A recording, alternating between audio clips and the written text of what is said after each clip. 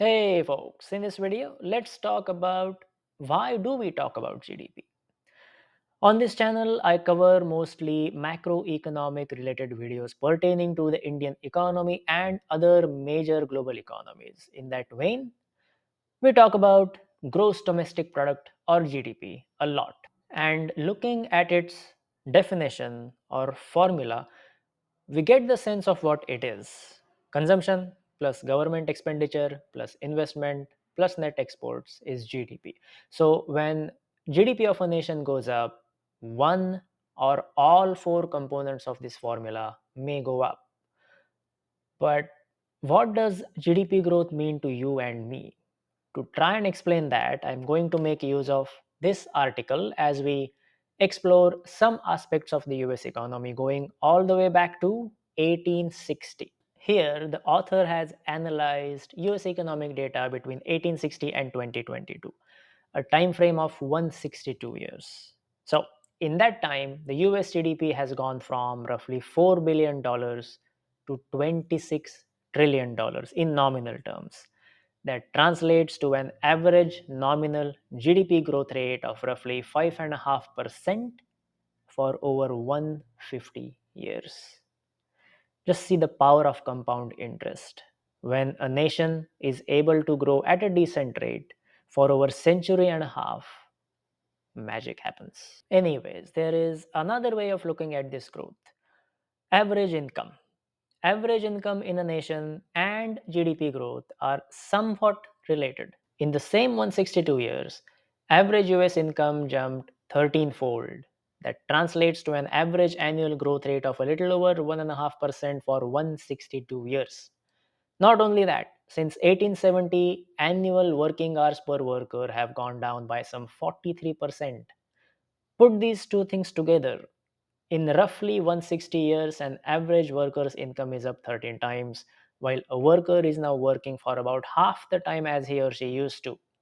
That means an average US worker in 2022 had more spare money and more spare time that he or she can spend on conveniences when compared with his or her situation in 1860. And this progress is reflected in access indicators as well. Before we go to access indicators, let me quickly make a comparison between the United States and India to make it more relatable. In 1860, US GDP was roughly $4 billion, population roughly 31 million, which means a GDP per capita of $138. These numbers are nominal dollar numbers as they were at the time. Today, in 2025, India's GDP per capita is roughly $2,800. So, when was the United States on par with India on this metric?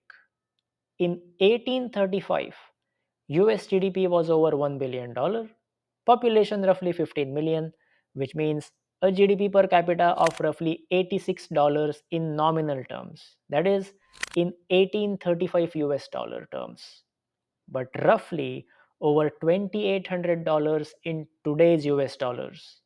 This is because fiat currency goes down in value every year, or inflation eats away purchasing power of a currency every year. So, $1 from the year 1835 is equivalent to what you can buy today for around $36. Anyways, the Indian economy stands today where the US was in 1835. Now, around 1835 and even before that, India was under a colonial rule, was being invaded and looted. In 1947, India had to start from zero or even a huge deficit. That is all true. I'm just talking about what the numbers reflect. So, the Indian economy currently lags by around 190 years, several generations, when compared with the US economy. Sometimes I wish things in India were as good as they are in the United States, but we need to be realistic. Sustained, decades long growth is necessary before India can approach a comparable quality of living for its citizens. Okay, now back to how GDP growth reflects in access indicators. Look at these three metrics. As US GDP increased over time, in about 100 years, the share of US households with access to running water went from around 20% to almost universal access. In about 130 years, the share of US households with access to flush toilets went from 0% to almost universal access. And in about 55 years, the share of US households with access to electric power went from some 10% to almost universal access. Then, if we consider one generation equal to a time span of roughly 25 years, fridge, radio, color TV, vacuum cleaner, computer, and mobile phone went from a niche item to a household item within a generation. A similar trend was observed in case of washing machine, dryer, car, air conditioning, and dishwasher. It just took a bit longer for them to become necessities from luxuries. Notice all these things as they become accessible to almost every household, they made tangible improvements inside the homes of the people.